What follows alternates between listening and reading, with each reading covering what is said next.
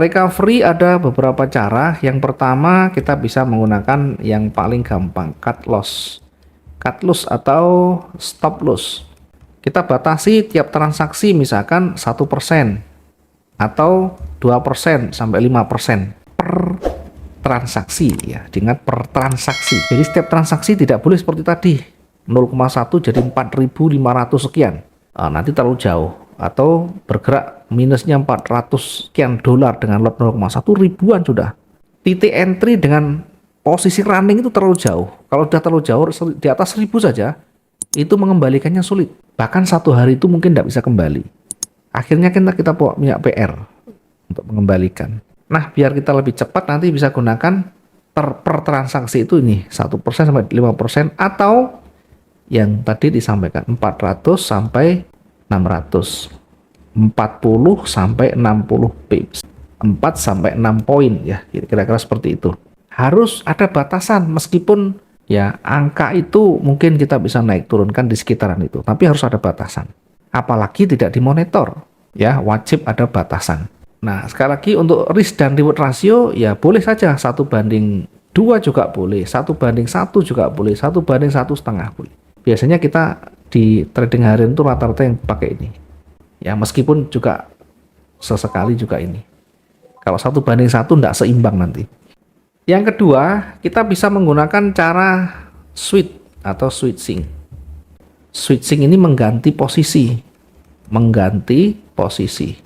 Jadi kalau kita punya posisi awal, analisa kita misalkan turun sehingga saya mengambil posisi sell. Ternyata naik. Ketika bergerak naik, mungkin sebelum bergerak naik kita bisa hitung dulu kira-kira kita batasi 440 pips. Di sini kita SL, sell-nya kita SL.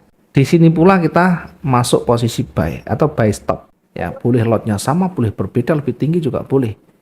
Intinya kalau sama berarti setidaknya jaraknya harus 400 untuk exit sehingga menutup kerugian. Rugi 400, untung 400. Tujuan utama untuk recovery adalah bagaimana kita bisa memperkecil kerugian itu.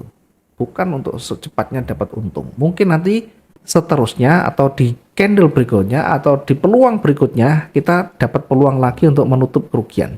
Intinya kalau switch satu ditutup, SL satunya masuk. Nah, tentu tidak selalu menggunakan model seperti ini. Kita nanti mengikuti bagaimana marketnya. Ada perhitungan dari sisi teknikal. Baru ketemu begini. Yang ketiga, kita bisa menggunakan recovery dengan averaging. Ya, tentu memang kata averaging itu terkadang menakutkan ya, karena identik dengan menambah terus posisi. Tapi kalau kita punya tekniknya, averaging ini bisa mengembalikan kerugian, justru bahkan bisa melipat gandakan. Ya, tentunya dengan perhitungan. Averaging jangan lebih dari 3 ya. Artinya kalau sudah punya 3 posisi harus ada yang dikeluarkan. Jangan sampai terlalu banyak. Kayak yang contoh tadi ya, Pak Wis. Jangan kayak tadi, itu bukan averaging yang normal, itu sudah pokoknya berdoa saja. Mungkin ini balik, ya, tidak tahu dia sampai di mana, tidak tahu. Yang ada nanti coba ini. Dalam pikirannya kalau nanti berbalik kan kita langsung dapat banyak. Ya, kalau nanti mantul kembali kita langsung dapat banyak gitu. Pertimbangannya kalau balik tidak dihitung bagaimana kalau pas terus berjalan terus. Akhirnya ya ekuitas kita yang jadi kecil, margin kita menjadi semakin melemah. Diingat kita trading online bukan konvensional. Kalau konvensional beli emas, beli barang, beli mata uang ke money changer, kita simpan di rumah, harganya turun kita simpan sampai setahun tidak masalah. Tapi kalau pakai online ada kena margin, ada jaminan yang harus kita berikan ke broker. Selama jaminan itu tidak cukup, maka akan ditutup paksa posisi kita. Itu bedanya. Sehingga tidak boleh kita hanya berdoa mengharap berbalik ya. Boleh kita berdoa memang, tapi harus dengan perhitungan. Gitu ya. Jadi biar kita nanti betul-betul jadi seorang trader yang penuh perhitungan ya. Trader itu profesi, jadi harus betul-betul aktif, tidak hanya kita diam. Kalau mau diam pakai investasi, investor ya. Beli saham hari ini, nanti untuk 5 tahun, 10 tahun ke depan baru dapat hasilnya. Ya, tapi selama dalam perjalanan itu kita enggak dapat apa-apa. Ya, kalau modalnya gede enggak masalah, kita mungkin bisa jadi dapat dari bagi hasilnya. Tapi kan kalau kita modalnya enggak terlalu gede kan enggak dapat apa-apa. Maka kalau modal kecil, Iya, trading itu yang solusinya, mengumpulkan untuk lebih cepat. Kembali ke averaging itu lebih condong memang harus punya mental yang kuat, ya, punya skill yang lebih karena eh, averaging itu menambah posisi, bisa juga menambah lotnya. Artinya memang menambah, ya bahkan ada yang melipat gandakan. Itu namanya martingale atau marti. Saya tidak sepakat ya, tidak semua orang nanti cocok dengan marti. Artinya begini ya, averaging yang normal itu misalkan begini, kita analisa marketnya turun, sehingga di sini kita mengambil posisi sell karena marketnya berpeluang turun, lotnya 0,1 misalnya. Maka pertama yang kita pikirkan ketika satu posisi tersentuh atau satu posisi sudah kita orderkan, dihitung di mana kita meresikokan. Tarik di atasnya kira-kira sekitar 400. Boleh di SL, boleh di switch, di SL tambah buy stop, atau bisa pakai averaging. Buy stop, lotnya harus besar karena kalau lotnya sama bukan averaging namanya, hedging atau locking. Maka lotnya harus besar. Setidaknya harus lebih besar dari pertama biar tidak ngelok. Kalau kita sudah menempatkan seperti ini, targetnya di mana? Ya targetnya minimal 400. Kalau bisa harus lebih, 500 misalkan. Maka nanti dihitung kira-kira ini cukup tidak ke sana.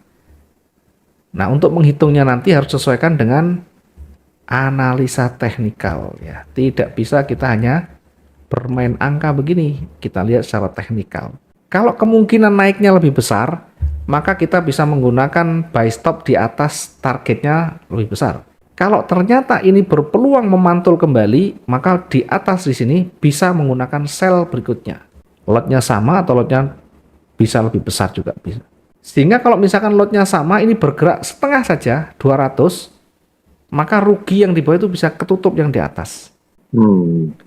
Bagaimana tahu cara ini mantul atau naik? Teknikal nanti harus tahu. Jadi namanya averaging tidak harus menambah posisi yang berlawanan atau bahkan menambah posisi berlawanan lotnya dua kali dan seterusnya. Memang jenisnya macam-macam. Averaging itu ada martingale, ada piramid dan sebagainya. Tapi semuanya nanti kita tetap melihat dari teknikal ini yang paling mendasar. Oke, kira-kira begitu gambarannya. Nanti silakan dicoba kira-kira mana yang cocok. Kalau memang yang cocok SL ya pakai SL itu. Cuma kalau SL biasanya selesai, cari peluangnya nanti agak lama lagi. Sedangkan di averaging atau switch, itu ketika market berjalan kita langsung bisa menempatkan di situ dan di candle itu bahkan bisa selesai. Karena inti di dalam recovery adalah meminimalisir. Intinya meminimalisir tingkat kerugian dan segera exit. Ya, filosofinya kalau ada satu kebakaran kita di dalam gedung itu yang kita pikirkan bagaimana cari jalan keluar.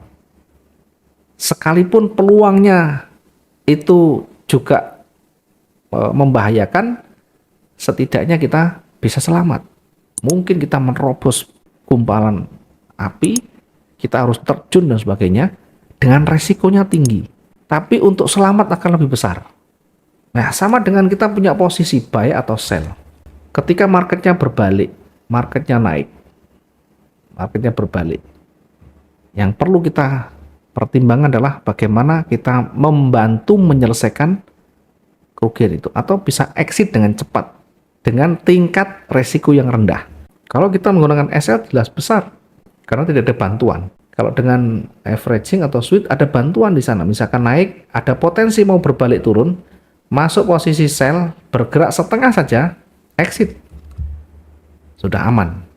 Posisi aman, tinggal kita berpikir lebih jernih lagi untuk mencari peluang berikutnya.